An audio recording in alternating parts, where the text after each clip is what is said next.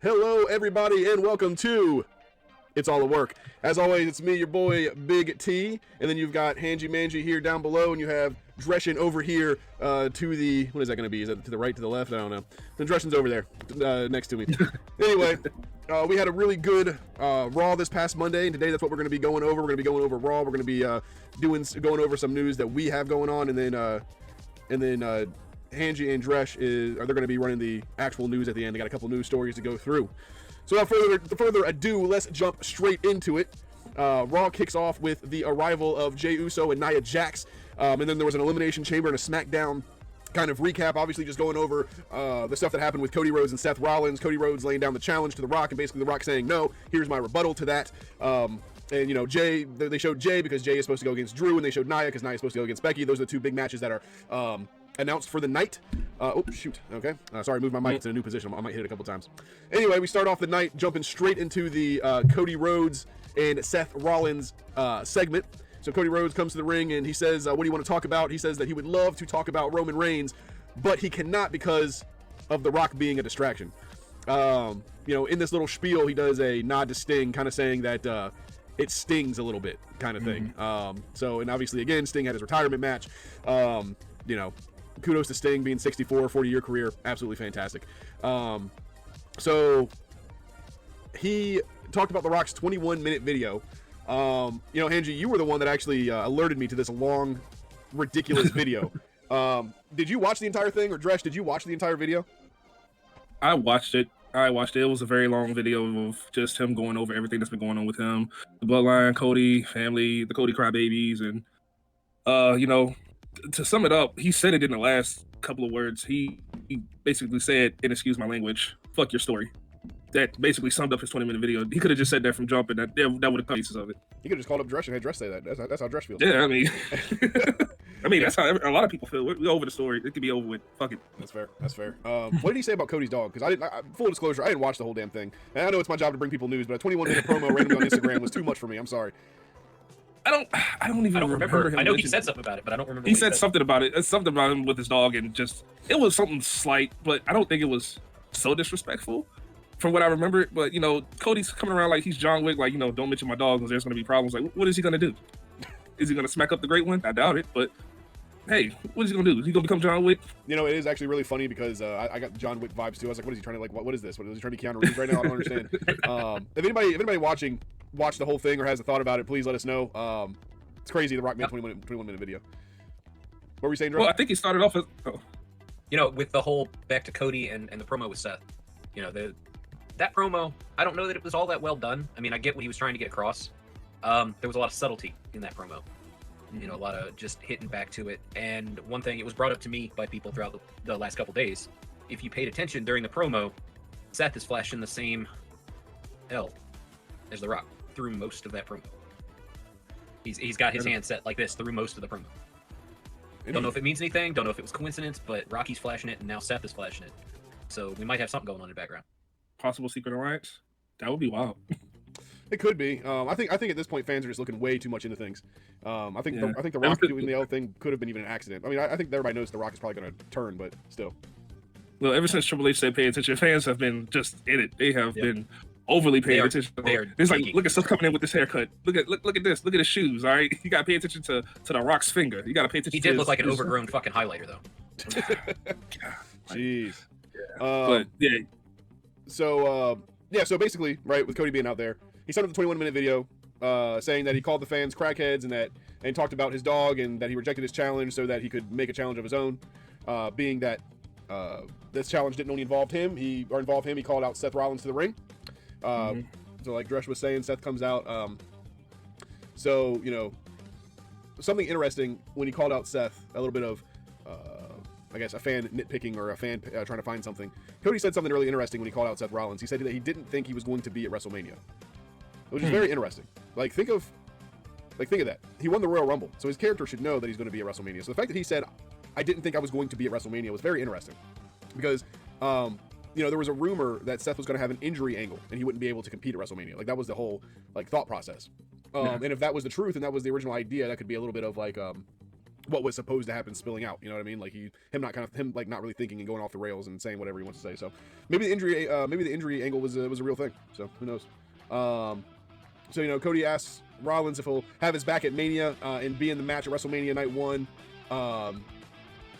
But he gives him an out, right? And he's like, look, I understand if you want to focus on Drew, and I understand if you want to focus on this and that.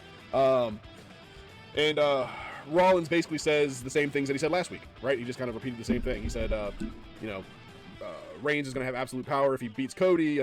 He started with Roman to give power back to the people, all that kind of stuff. And now, Roman Reigns has become a monster, this, that, the other. And that's kind of that was kind of the spiel. Rollins goes on to say that he's tired of The Rock. Says he's not been the people's champ for a long time. Says that he doesn't want to call Rocky by his normal names anymore because that doesn't really apply to him. So he's going to call him Diarrhea Dwayne. Is now apparently The Rock's new name. That was horrible. He could have done so much better with that. Yeah, I agree. I was like he took time. He took time in the ring. He was quiet. He sat there and thought about it. And the best he could do was Diarrhea Dwayne. Yeah. Now I know Seth cut a promo, but the fuck was that? I think the whole point of the Diarrhea Dwayne thing, honestly, was to kind of make fun of the stupid names that The Rock comes up with. Every time The Rock would come out, he comes up with some nickname, for Cody Crybabies. And then he came up with Meth Head Molly. he came up with a thing for Jinder Mahal. I can't remember what the name was, but he came up with like all these different things. So I think he was just making fun of that, but it didn't sit right with most people. Most people were like, that was kind of weak tea. Yeah, I mean, Meth Head Molly's that's fantastic. I'm sorry. Meth Head Molly. Right, and that's kind of the issue with it is when The Rock comes up with these names, he comes up with good names, right? Like The Rock doesn't come up with a crappy name. He comes up with a name that actually makes sense and that that people actually pop for. No one really popped for Diarrhea Dwayne. No. The fans inevitably started chanting Diarrhea anyway. It's because most of the time they'll just kind of sheep along, especially live. So, which is no problem with that. So Seth goes on to say that he's medically cleared and that he's going to be at SmackDown to confront the Bloodline and ask Cody if Cody has his back. Cody says that he will also be at WrestleMania. The people are saying there was a lot of people that are saying that Seth's facial expressions when Cody took the mic back, or when it was Cody's turn to talk again, people were saying that Seth had this like expression that made it look like he was like being a heel. Again, I just the L thing, the facial expression thing. I think people are just trying to figure it out and see things that might not really be there. We've talked about it a little bit, but since this has happened, what do you guys think is going on now? Hey, honestly, I don't know. Like, it's so many possibilities. Maybe it's a secret alliance with Seth and Dwayne. Maybe Dwayne's just going to turn on Roman Reigns. Maybe Seth turns on Cody. Who knows what's about to happen? All we can do is just sit back, watch, and enjoy. Because there is no predicting what's going on with this story at the moment. What would y'all like to see happen? Honestly, I would love to see a double backstab. Double backstab at Mania. That's something I haven't seen at Mania before. Like, you literally have two people turning their backs on the other person to become, maybe, like I said, a secret alliance. A third. Now you have a new faction. Okay, interesting. All right, yeah. So after that promo cuts, we cut to Dom and we cut to Dom getting ready for the next match, getting ready for the match, and then Gunther getting ready for the match. Obviously, that gets us into Gunther versus Dom in a non-title match. A lot of non-title matches tonight, actually, which is so funny because we were talking about how there needs to be more non-title matches, and we had 3 non-title matches tonight, which is awesome. So at the very top of the match, after Gunther and Dom come out, Michael Cole says that Sting was a great champion, that he's retired from almost a 40-year career, and Pat puts him over and says that the match was fantastic. A lot of fans are saying that, Pat went too far, and that's why Michael started talking really quick after Pat said the match was great. Like, Michael felt like he had to cut him off. I just think the match started, and Michael didn't want to, it's great that Sting retired, but at the same time, he's not here, so we have to focus on the match because they don't want to disrespect the wrestlers. I think that's all that was. I don't think it was anything past what you just said. It was just, match started, let's focus on the match. Yeah, so I don't think Triple H was like, oh, pal, don't talk to him. I don't know why I gave him the Vince McMahon voice, but... I don't think Vince isn't there anymore, man. So in the match, right, Dom starts obviously very early doing the heel tactics. It's actually hilarious because he starts, for whatever reason, deciding that he's going to go chop for chop with Gunther. He tried. He did. The man tried his hardest. And it was funny because he would do like a chop and then a heel runaway, a chop, a heel runaway. He would get in the ropes, that kind of thing. And then, eventually, I'm trying to read my own notes. Okay, yeah, so then eventually you have Gunther throw him outside, and, Dom forces kind of a chase where JD kind of gets in the way, like in between them, to act like he's some kind of intimidating force. Really, it was all a ruse. Gunther goes for a chop, and he chops the ring post itself. And this obviously gives Dom the body part he's going to work for at least a little bit of the match. He starts kind of working on the hand. He starts like ripping it, slamming it. He slams it against the ring post, takes it inside, slams it against the rope, that kind of thing. But obviously Gunther is going to be, he's the champ. He's, the anti-hero kind of thing. He's going to persevere in this because Dom would be the ultimate heel in this one. So before we go to the commercial break, Dom gets a massive chop and you know, just kind of stops everything in its track. But we come back from the commercial break, and Dom was somehow wrestled his way back, and he was being defiant with more chops, and then Gunther just unleashed a series of devastating chops on Dom. And I mean, like, you know, in wrestling, you're only as good as the person selling for you, and you know, Dom was almost doing backflips off of these crazy, you know, off of these crazy chops that Gunther was doing. It was almost to the point of Shawn Michaels and Hollywood Hogan, if y'all remember that match. Not to the point where, you know, you're overselling, but to the point where, you know, this is Dom. He's puny. This is believable. You know, Exactly. Those chops were relentless. And how was this a squash match, but it wasn't a squash match? You know, I was actually going to bring that up too, is that like it was supposed to be, I mean, you would think that it was going to be a squash, but it was actually a really good heel versus like anti-face match. And I even said at one point that, you know, Dom hit a really fantastic dive. And, you know, it was billed as like a desperation dive, but he hit like a really good dive where he jumped off the second rope onto the outside and just did like a freaking airplane and hit him with it. So, I mean, it was really dope. It was really good to see. You know, Dom's wrestling gets better every time he steps in the ring. I don't think his wrestling is fantastic, but he gets better, definitely. Yep, so much better. I agree. And, you know, so Gunther obviously ends up picking up, well, I say obviously, I actually said that it was a non-title match and that Gunther was going to be pinned for the first time, but I was wrong. And Gunther wins via the T-Rex drop kick to delayed drop powerbomb to Boston Crab, and Dom tapped immediately. It was basically like, I would liken it to a kid trying to annoy his dad, and then finally his dad catches him and beats the hell out of him, and, you know, makes him cry, makes him give up or whatever, you know? Yeah, again, it was a squash match that wasn't a squash match. Like, after a while, Gunther just destroyed Dom, and that series of moves doesn't make sense for a finishing move, but it does at the same time just because it's Gunther. It's so crazy. Indeed. I mean, it's Gunther, so yeah. He gets crazy. Yeah, I almost don't think Gunther's going to lose at WrestleMania.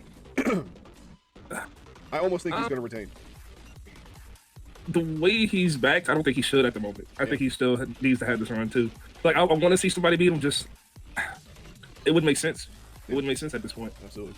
So anyway, we're gonna jump into our damage control segment, right? We had to go to commercial break. Actually, I don't think it was a commercial break. I think we went right into it. They were walking backstage. They ran into Adam Pearce. Dakota says that they can be wherever they want because they're the tag team champs, and that they are here to scout out the competition, and that he has nothing to worry about. Obviously, Adam Pearce is a little, shall we say, hesitant, not believing, calling BS on that. But he doesn't really have time because Shinsuke Nakamura comes up and says, we have to talk. I can't do a Japanese voice, pardon me. But he says, we have to talk. Adam says, let me guess, this is about the Intercontinental Championship. And he says, yes. And he says, look, I'm going to make an announcement about the Intercontinental Championship. If you want to be a part of it in some way, go to my office. We'll talk about it. He says, okay. Dakota Kai says, you have your hands full, you know, walks off. And then right before the commercial break, we see Andrade walking towards the ring. Michael says that he's about to make his, he's making his debut tonight. So our next match, I didn't highlight it, it's crept up on me. Our next match number 2 of the night, is going to be Kayden Carter and Katana Chance versus Shayna Baszler and Zoey Stark in a non-title match with Damage Control at ringside. So apparently Kayden Carter and Katana Chance had the women's tag titles at some point. Yeah, they had them before the Kabuki Warriors. That literally goes to show you how, and again, all respect to the women vying for it because they're doing their best to make them relevant, but this shows you how much no one cares. Like, no one cares about these women's tag titles. You know, I mean, it's not relevant. It's really not relevant. But I mean, I will say, just watching the tag team matches, they're actually not bad. They're really good. Like with Kayden Carter and Katana Chance, they're a really good tag team, but it's not displayed or pushed as other titles are and stuff. Right. Yeah. Right. Exactly. And that's the thing. Like, nothing's like the titles aren't pushed prominently enough. They're not made a big enough deal. I don't believe, like, Damage Control might have been the right people to hold the titles, but no one's doing anything with them. They're not doing any like segments that are hype, which, by the way, to me means that Damage Control will be losing those titles. I don't know to who, but I assume they're going to lose them. They're probably going to be lost to Zoey Stark and Shayna, hopefully. But I could see that. I feel like just like it showed at Perth in Elimination Chamber, they just threw a match together, like just to have the tag team champs in a match with somebody that was from Australia. No big deal. It's sad. Yep. That was the only reason it was on the card at all, is because they wanted to have somebody else from Australia on it. Otherwise, the tag titles weren't going to be on the card. Yeah, it was a last second thing. That was actually the fans. The fans were upset. I think they did it the night before, didn't they? Yeah, they did it Friday. Yep, they were upset that Indy Hartwell wasn't on the pay-per-view, so they were like, screw it, let's just throw her in there. That's how it went. It was crazy. So the match was a pretty dull start before the commercial break. You know, Shayna and Zoey showing their dominance. Obviously, it was meant to more or less be a squash match, and I think that they decided in the back that it wasn't going to be a full squash because they didn't want to give the former tag champions like they didn't want to bury him, you know. And I think that's a good idea to not bury them. But I will be honest, that's the first time I had seen Kayden Carter, and I don't even know the last time I saw her. She wasn't even the women's battle royal, but Katana Chance was. You know, you know, at one point there was a beautiful double Spanish fly from Zoey Stark. I thought that was absolutely fantastic. It was a really good match, or that was a really good show, or a really good move. Michael Cole called it a superplex, which was hilarious. And Pat McAfee actually corrected him on it. You know, Zoey ends up getting the win with a roll-up, while Shayna has the Karafuda clutch on Kayden Carter. So, very weak win for someone who they might be building to be the tag team champions. Yes. You know, but again, this leads right back to what we were talking about as far as how little they're cared about, you know? Right. And it's like, you know, if you're trying to build up a tag team to take the titles from your champions, why not have Shayna Baszler come in there and rip that girl's head off with the Karafuda clutch, and then, you know, whatever, get in the ring and then rip the other one's head off with the Karafuda clutch, while, you know, Zoey does like a freaking front flip or a back flip off the top ring apron to like put the exclamation point on the other one. Like, why wouldn't you do any of that? Why end it with a roll up? Doesn't make any sense. No. So after the match, Damage Control, Shayna and Zoey face off in the ring, and Dakota says that Shayna and Zoey are going to get their match at next Monday on Raw after they successfully defend their titles at NXT. Again, we are burying the titles, so we buried the match the next night. They basically said, hey, we're going to win at NXT. I'm going to give you guys the finish because no one's going to watch us anyway. We're going to come see you on Raw. Which, again, I'm not saying that this doesn't end up with a WrestleMania match, but the titles will be not permanently buried, but pretty hardcore buried if they switch hands on Raw 4 weeks before WrestleMania. Yep. We were not going to see anything spectacular at Mania about it.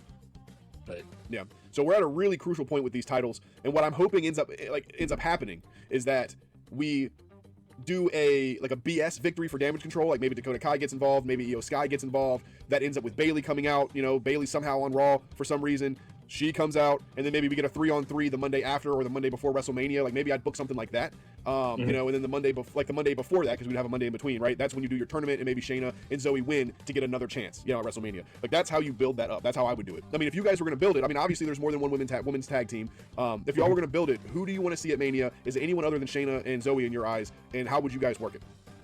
Nope. You kind of played it out. You played it out in my head right there, because those are two I want anyway. So yeah, I want to see those two with it. I mean, there's really nobody else that they've got pushing in that direction. You know, there's no other prominent tag teams that are making a push at anything, they're trying to stand out. You know, there are plenty of other tags, like you said, but there's just nothing there. Yeah, there's none believable that are going to beat Shayna and Zoey. That's just the truth. Like, there's other good ones, but it's not believable that someone's going to go out and beat Shayna Baszler. Sorry. They've as far as singles combatant being in the singles arena, Shayna Baszler has been kind of trashed and tossed out. It just seems like, you know, she has no pull there, no muscle there. So throwing her in the tag team with Zoey Stark, who was also strong, it makes her look stronger. So maybe this will get a bump up. Maybe she wins the titles with Zoey. They eventually lose in some ridiculous way because nobody cares about tag team anymore. Maybe she gets thrown back into the just title specifically the women's tag team, though, because the men's is still a big deal. It's just that women's tag team that nobody seems to care about. Like, it's been a big deal the past couple of weeks, but before Tyler Bates and Pete Dunne, like, who was really in DIY, but that was a whole true segment. Outside of that, it's been meh, you know. Yeah, true. Yeah. Oh, and also, guys, before we get into the Becky versus Nia match, it's a match that's up next. Anybody who's watching, please feel free to comment and let us know your thoughts. We would love to know your thoughts on the women's tag titles. I mean, do you guys think we're wrong? I mean, have they not been buried? Do you think that people have been doing a good job, or do you agree with us? Either way, let us know. And that goes for any other match that we're talking about. I also want to put a plug in for our link tree. It's on it's in the stream right now. I think it's pinned. If it's not pinned, okay, now it's pinned. Yeah, it's pinned. Yeah, so please take a look at that. It's got all of our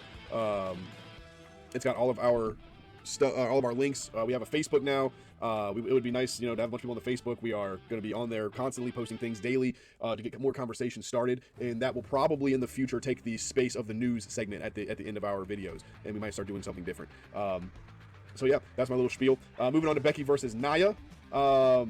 You know, Nia comes out and Pat says, whenever Nia says she wants to squash you, she means that literally. And then he has to like correct himself, and he's like, "Oh, I mean in every single way." And it's like, "No, man, you said it right the first time." No, you said it right. You know what you were talking about. You know, Becky comes out and she has a nod to Scott Hall with her outfit. You know, the Outsiders kind of logo, or not logo, but you know, outfitting kind of animation thing or whatever you want to call it. So you know, this match is the same Nia match we've seen the last 4 Nia matches, and I will say this: we give Nia a hard time on the show. Behind closed doors, we make fun of Nia because she's a big girl, whatever. But I like Nia. I actually I want to see her pushed. Yeah, I like her as a wrestler. Like, she is great. And the problem is they're making her, they're trying to make her look like a force, and she does. But the thing is she never capitalizes on it. So what they're doing, what WWE is doing, is they're making her a big dumb giant. They're doing the same thing to her that they did with Paul White, the Big Show. Yep. You know, and it's not really fair to her because she is not a big dumb giant. She is a giant, and she should be rightfully so dominating these women. That is true. But you know, I look at it like this. Paul eventually got his push. He finally got his push with he got his push with Paul Heyman. And you know, the backstab of Paul Heyman or Brock Lesnar, and you know, that was his push. I'm waiting on Nia's. Haven't seen it yet. Where is that? Yep. You know, how much does she have to wait before she gets put into the actual, you know, have a belt around the waist? I'll tell you this, if there's a secondary bloodline kind of thing coming up, if the bloodline splits after Mania, I'd like to see her join one of the bloodlines, and I would like to see her get the gold and have the gold within the bloodline. I think that'd be pretty cool. But that's like a crazy, like, crackhead dream, and it's probably not gonna happen. Yeah. So, you know, it's like, you know, basically what we just talked about, I put in the notes, you know, the match is designed to show Nia's powers. Always, every Nia match is a display of power. Then her opponent narrowly gets away from a big move, and then either Nia wins or she messes up, and the face takes advantage of the opportunity and wins. That's basically what happens, except for these last two matches where there's a DQ involved, right? So during the match, Nia hits the stink face, and I will say, it is nice to see the nod to Rikishi. You know, I love that. I wish these poor women the best that are receiving this tail in the face, but you know.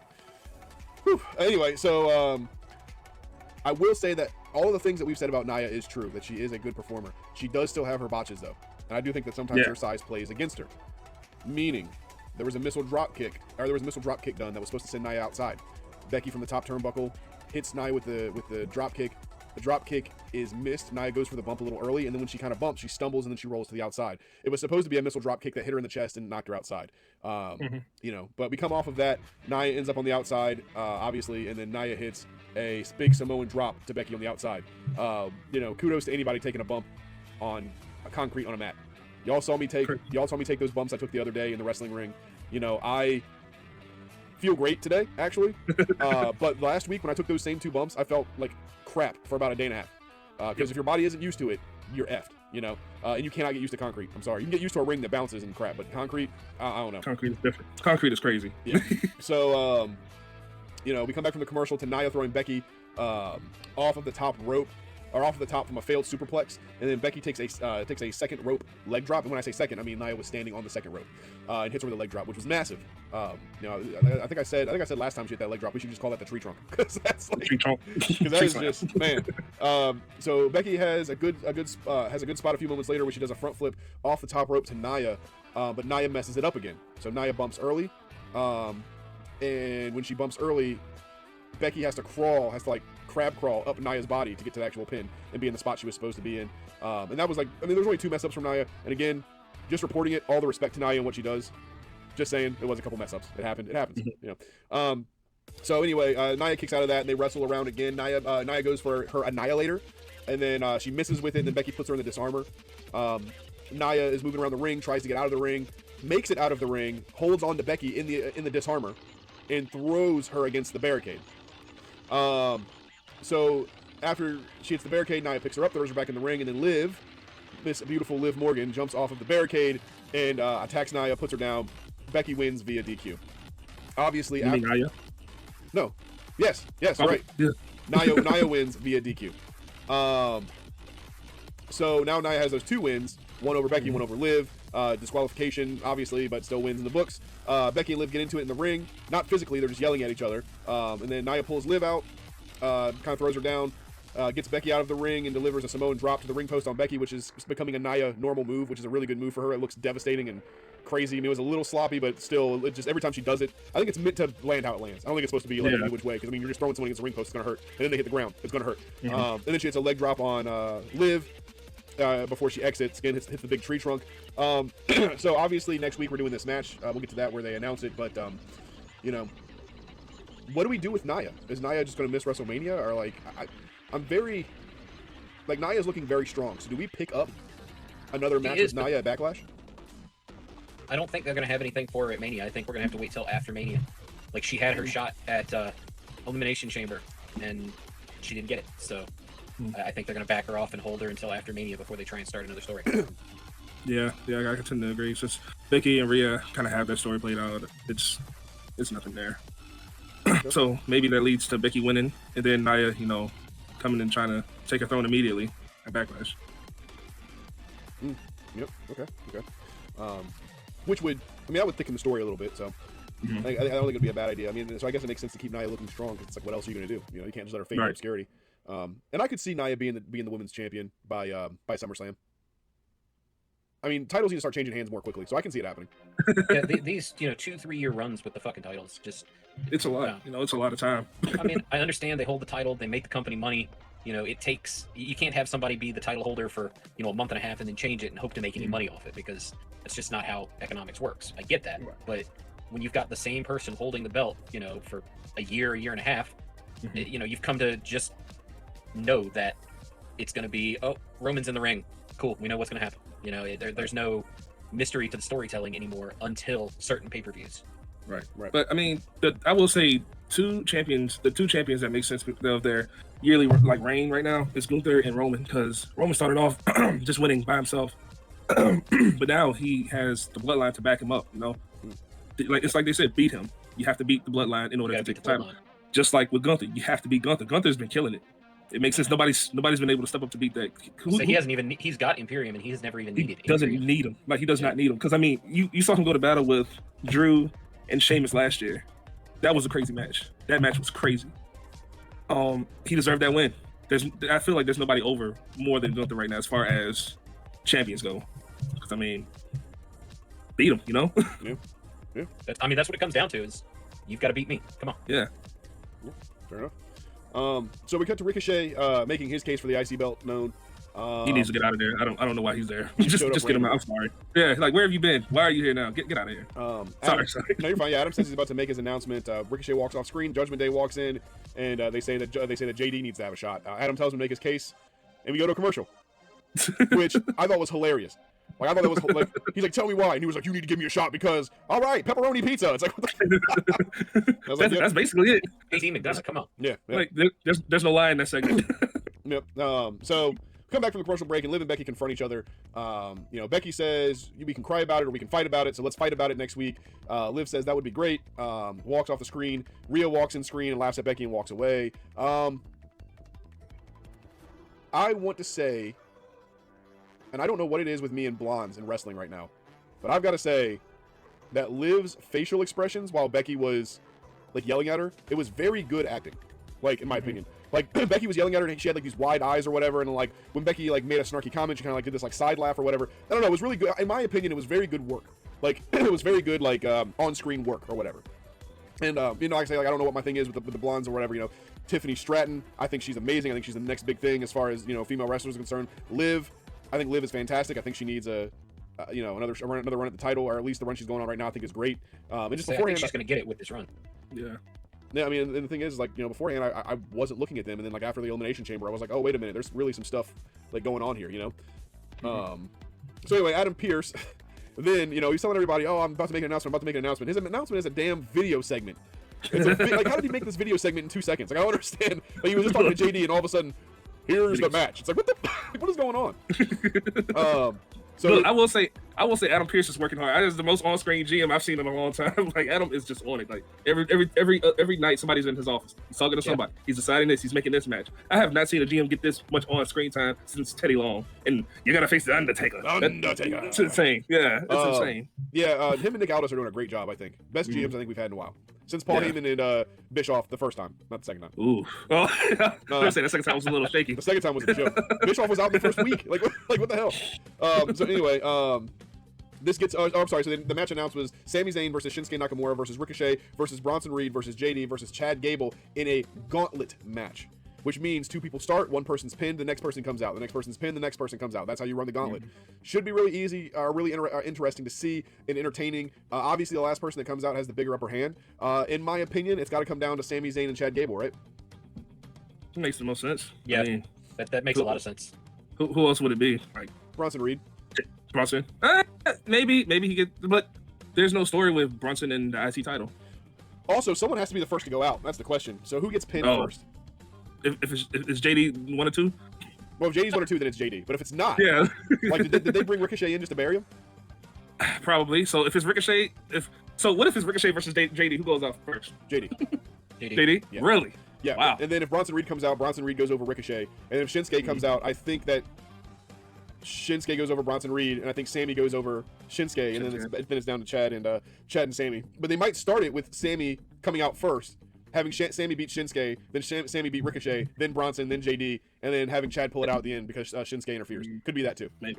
Yeah, that makes sense. Also, I mean, it all. Oh, go ahead. No, go ahead. I'll say it just all depends on who starts the match. That's what it depends on. Yep. But we'll see. So this is going to put us into our Andrade versus Apollo Crews with the Judgment Day looking on match. I haven't seen Apollo Crews in a while. He's been on main event doing matches here and there. So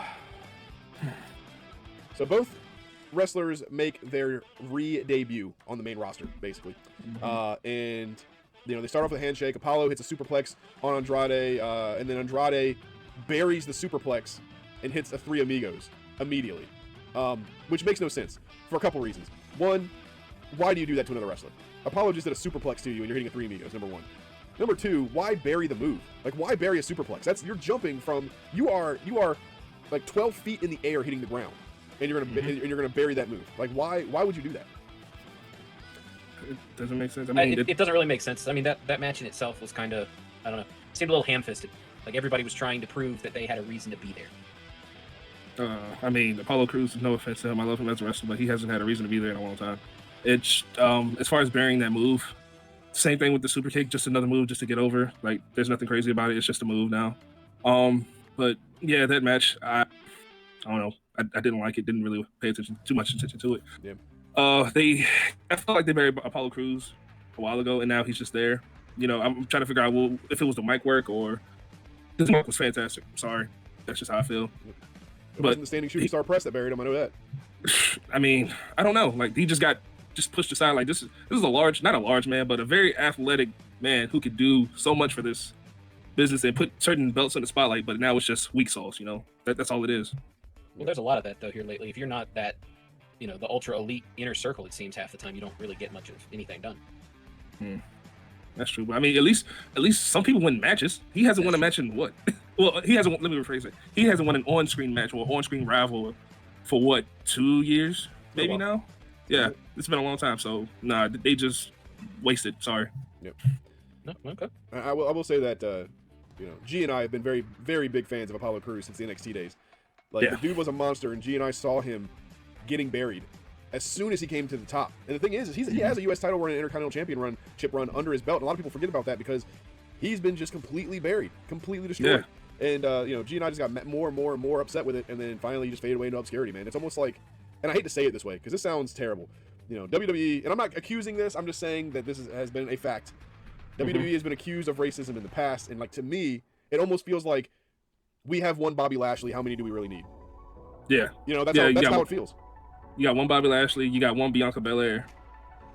Right, and it's like, dude, like, Apollo is a monster, man. Like, he deserves respect, but unfortunately, it seems it wasn't meant to be for now, at least. Hopefully, he gets his flowers eventually. But hopefully, Andrade wins via double knees into the corner and into the La Sabre, which is the Shadow. That's his new finisher, I guess. And then that's the match. He'll probably be joining the Judgment Day, I would assume, at some point here. Maybe. I mean, who else would he join? What about Phantasmo or not the LWO, because that's too much of a face right there. Well, he's also on Raw though. Oh yeah, that's true. Yeah. So I think. Okay. I know. I was just wondering, like, so why would Judgment Day need Andrade?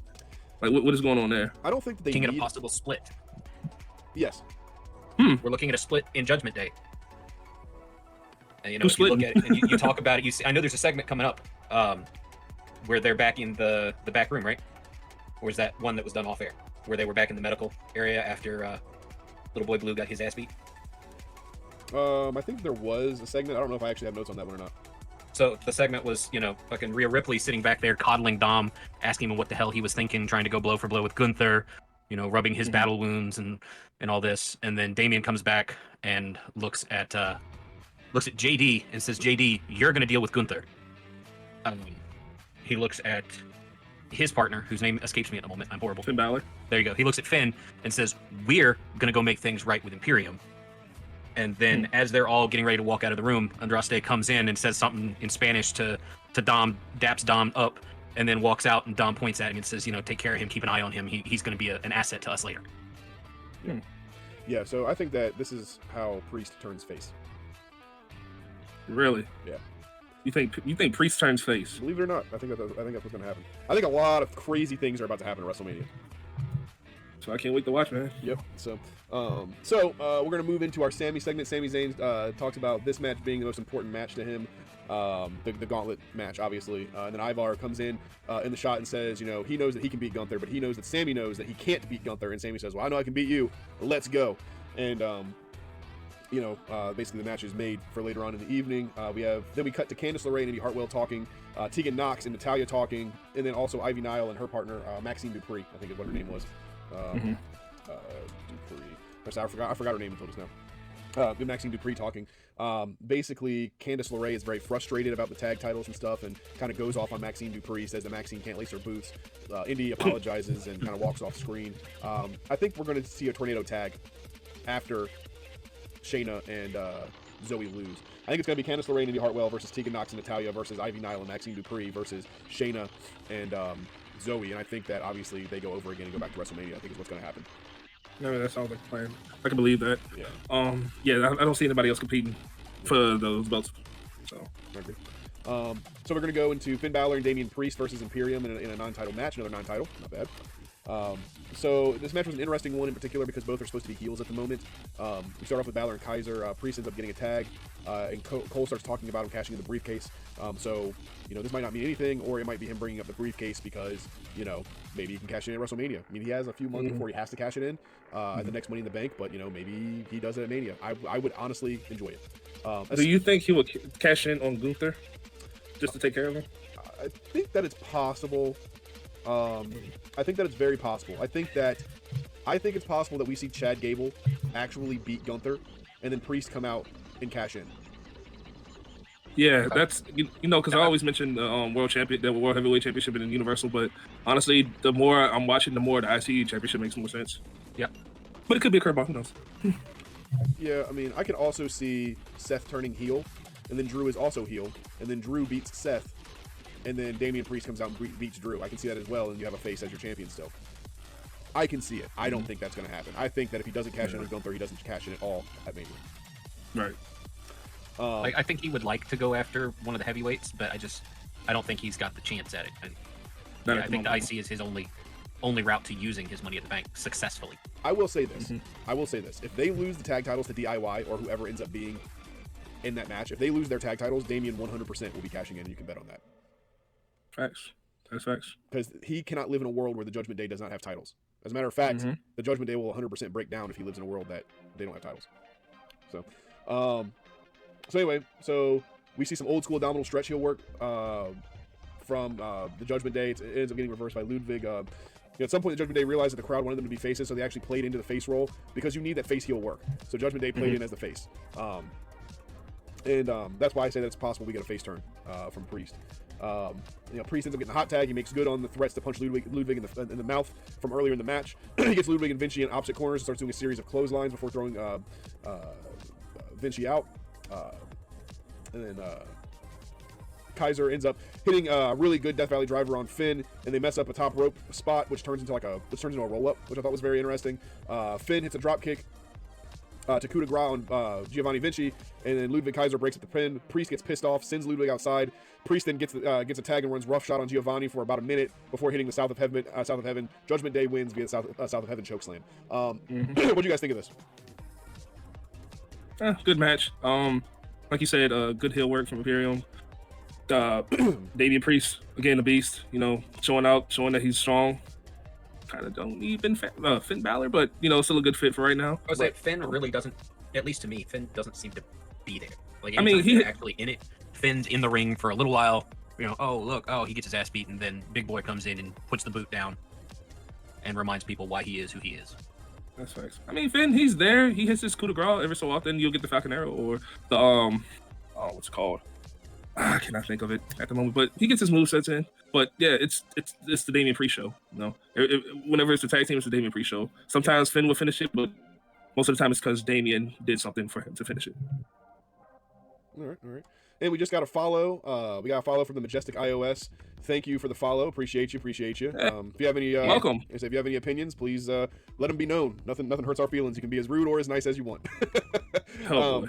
So we go from there. Paul Heyman gets announced as the first inductee of the Hall of Fame 2024. Fantastic choice, obvious choice, right? It's on our Facebook, especially in Philly. What's that? I said especially in Philadelphia because Paul Heyman did a lot sense. Paul's from. I believe he's from Philly. He helped the lower ring stuff work out before he came to the WWE. I mean, Paul's done a lot in that area. So, yeah, it's definitely, I think, the best choice they could have called for a first inductee this year. Yeah, absolutely. Yeah, also, he just deserves it. Like, the man gets on the mic and it's magic. Like, you heard the promo he cut on Vince McMahon years ago. He said go out there and make him money. And he wholeheartedly, I think that was a shoot, but I mean, he made him money, though. Oh, it was like, some of the stuff he said. Ryback 100% thinks that it was a bad choice. Ryback has been defaming the fact that they put him up since the announcement. I mean, he has made multiple Twitter posts on his podcast. He has put Paul Heyman down constantly on there as well.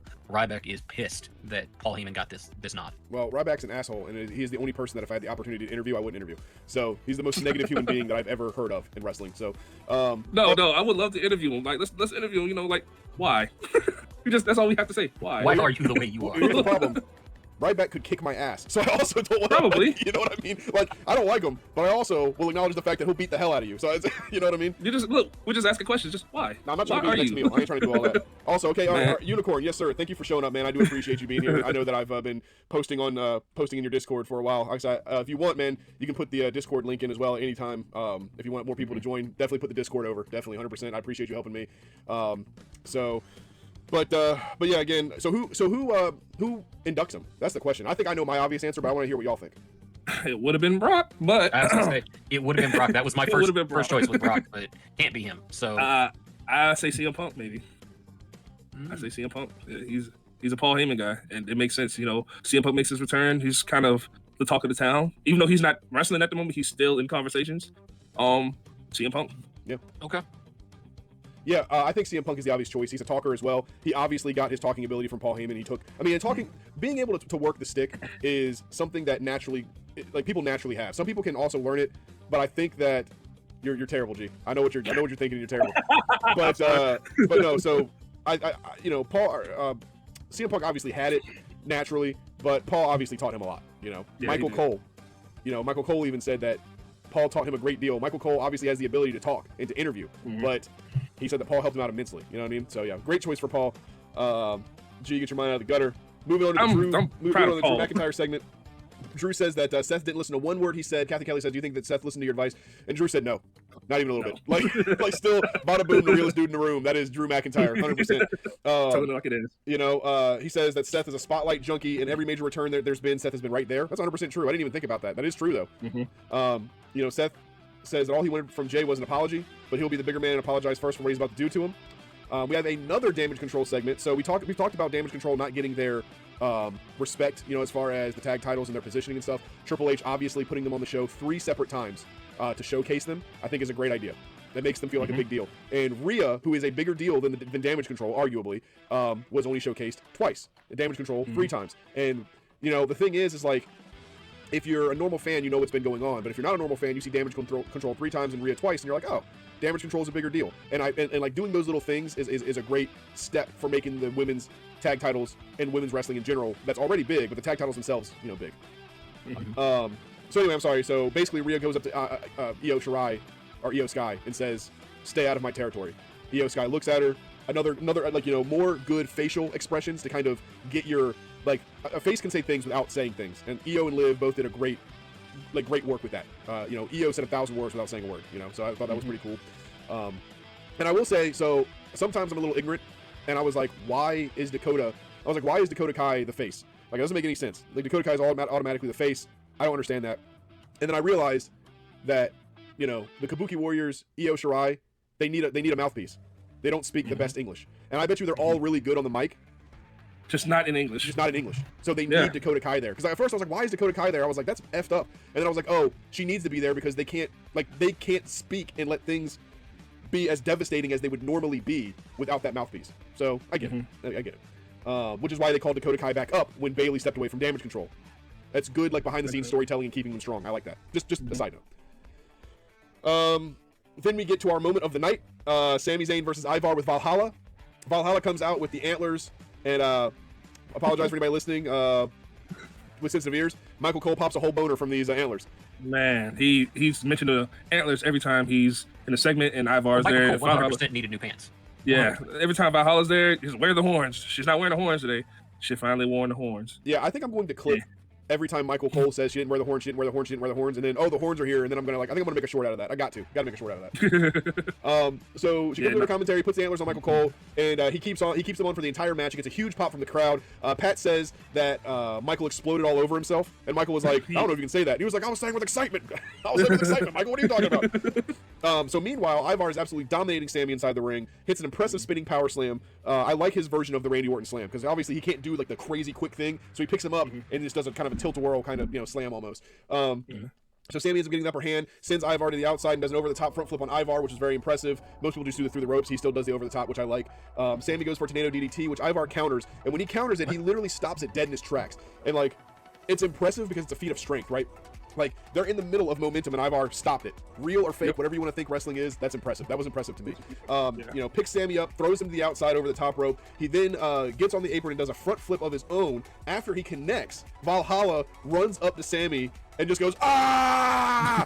And then Michael's like, what a freak. And then Pat was like, you mean you? And then they go to commercial break. We come back from a commercial break. Sami's reversing a second rope back body drop into a crossbody, which was pretty dope. Sami then goes for a tornado DDT again to transition into a failed haluva kick. He hit the DDT. He failed on the haluva kick. So later on, he hits a massive sunset flip powerbomb.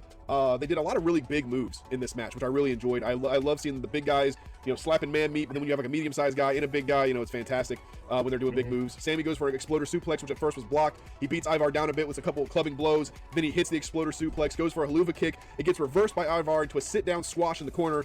Ivar then goes for the doomsault and misses, which he pops up, goes to the corner. Sami hits the haluva kick, and Sami wins with that haluva kick. Afterward, Bronson Reed comes out to the after the match and does a tsunami on Sami Zayn, and then Bronson Reed has all the power. Does Bronson Reed have a chance now that we know that he was going to face Seth originally at Elimination Chamber? Does he have a chance of taking this IC belt, do you think, or do you think this is all kind of fluff until the match happens? You're muted. I think there's a strong possibility. I think it's just fluff. I don't think he's been. I mean, they're still squash matching him. Yeah, he's got some shit. He's there, but I don't think he's been around in the front of the company long enough that they're gonna go, all right, let's make a run with it. I think it's all fluff. I really do. G, what were you saying?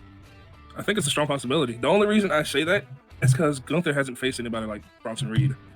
Most of Gunther's opponents have been, same stature, maybe a little bit taller. They take the slaps.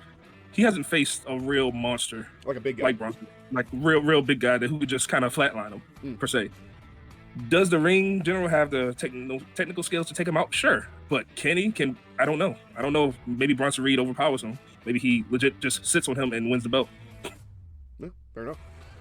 So we're gonna go into the Gunther segment now. One thing I like about Gunther, he's very old school indie, and from someone who is, again, I'm not trying to put myself over in any way that is unrealistic. If I ever say that I was a part of the indie scene or trained to be a wrestler, I trained for 4 months. The school that I was a part of shut down. I didn't have a match, whatever. Like, that is the truth. I'm not going to put myself over in a fake way. But when I did run on the indies for that brief period of time, one thing that you were always told is when you're talking about your opponent, unless it's like a serious grudge match, you always want to put your opponent over. One thing I like about Gunther is that he puts all of his opponents over. And what that means is, like, he says Dom stepped up, but it didn't change the outcome. He never questioned the outcome of the match, but Dom really stepped it up. So he's acknowledging that Dom did really well, but he's still the champion. And I love that. I absolutely love that about Gunther. It's an old school indie thing, that they train a lot about, and it's fantastic. I love it. He says he's happy that the gauntlet match is stacked, so he agrees that all of his people, all the people that are going to be in the gauntlet match are amazing. Chad enters, and he says that he's sick of the ring general's smile. He says that this is about to be more, or he says that this is about more than a match. It's about his daughter. So everybody in the gauntlet match, aside from Ricochet, and JD, has a good showing. So 4 out of 6 people have a good showing and a good reason why, and a good argument why they could be in the Intercontinental Championship match. So it's really a toss-up, and I wouldn't be upset about anybody being in there except for JD, to be honest. Even if Ricochet makes it, fine. I wouldn't even be upset about it. What is your beef with JD, man? He's a dork. I don't like him. He's not in the Judgment Day. He lost. He did lose. He lost the loser leave Judgment Day match. Come on. Yep. So it's speaking of that match though, R-Truth Miz and DIY and Xavier Woods are in the back playing 2K24, which by the way we're going to mention at the end too, but we will be doing the live stream of 2K24 later this month, and we're going to be doing a good review on it. It's going to be fantastic. I can't wait for all of us to get in it. We'll be streaming it here, but Dresh and Hanji will be streaming it on their individual channels as well. Going to be fantastic. Going to be a good time. Anyway, they're playing the game. It's just a promo. That's all it really is. That's all the segment is, and that takes us into our last match. However, before you squash over that, since we're taking so long on everything, sure. Truth was playing as his childhood hero. Oh my God, what is this childhood hero? Yeah, you're right. Childhood hero. He's older than you're older than him. What are you talking about, man? About 10 years. Yeah, so but maybe R-Truth is living his inner childhood dream. Maybe that's what it is. He's still a child at heart, and he looks up to John Cena. I don't get it, but I get it. I'll tell you what I don't get. I don't get why R-Truth isn't in the match. R-Truth should have taken JD's spot. I'm just gonna say that. Anyway, we're gonna roll right into Jey Uso versus Drew McIntyre. I'm just gonna say this: the Yeet thing is stupid. I don't like it. Yes. In my opinion, the Yeet thing is stupid. I don't like it. Yeah, Yeet is stupid. However, I do like the entrance music, and it gets the crowd hype. Yeah, absolutely. But yeah, Yeet, I don't know. It's random. Not needed to be there. It's just as bad as No Yeet by Jimmy. Yeah, it could be just because we're old, and maybe that's it. I'm not a fan. Yeah, me either. Not at all. I mean, Yeet is like what, 5 years old, and I wasn't a fan of it when it came out either. Yeah. Learn to talk the language. So we'll blast through the match real quick because Dresh is right. We are running late. We got a couple announcements. So Drew starts out strong with powering Jey to the outside, throwing him over the announcer table from a scoop slam position, which was actually pretty dominating and pretty cool to see. It was more or less a typical main event, to be honest. Drew got an upper hand on the outside again and does a suplex, which hurt them both.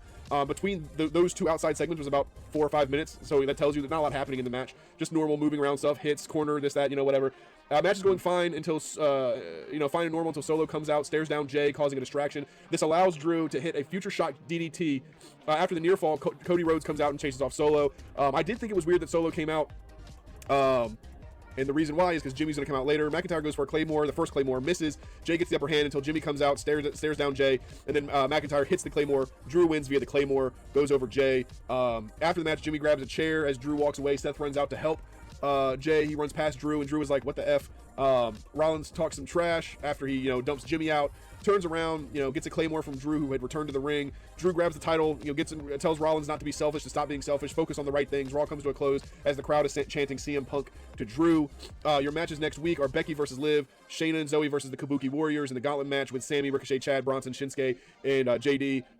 Guys, what did you think of the match? I mean, pretty standard and obvious story moving. Yeah, like where do you guys think everything's headed from this match?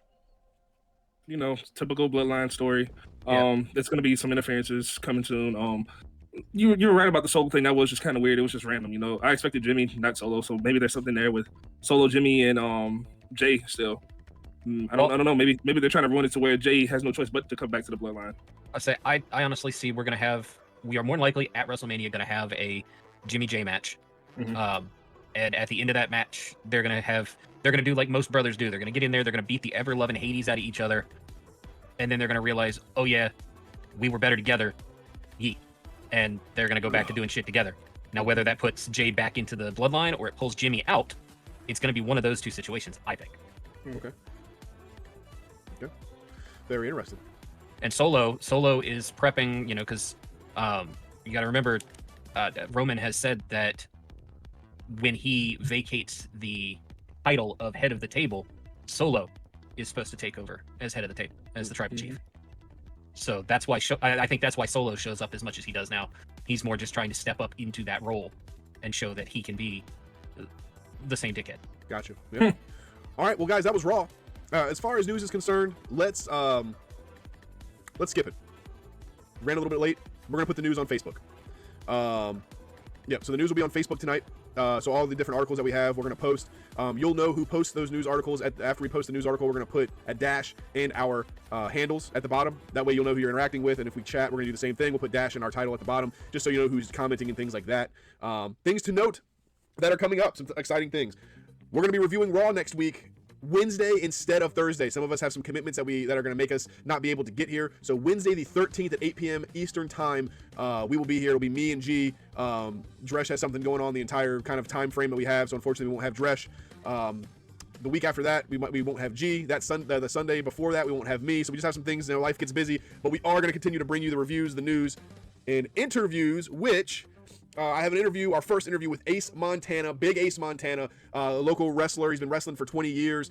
He's got a school in RVA, Richmond, Virginia, that he works from, trains a bunch of young men and women to break into the business. That's going to drop at the very latest 12 p.m. Saturday on YouTube and Spotify. We'll also put a couple clips up on our Facebook.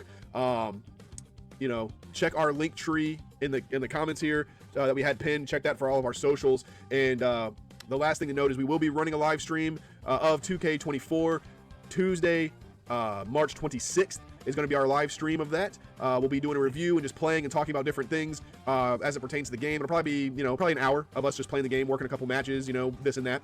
And yeah, that's what we've got, and that's all we have. I'm going to do the spiel because it's become one of my favorite things. If you want good reviews, if you want good news, and if you want good interviews, you come here too. It's all work. Yeah. Have a good night, y'all. We out.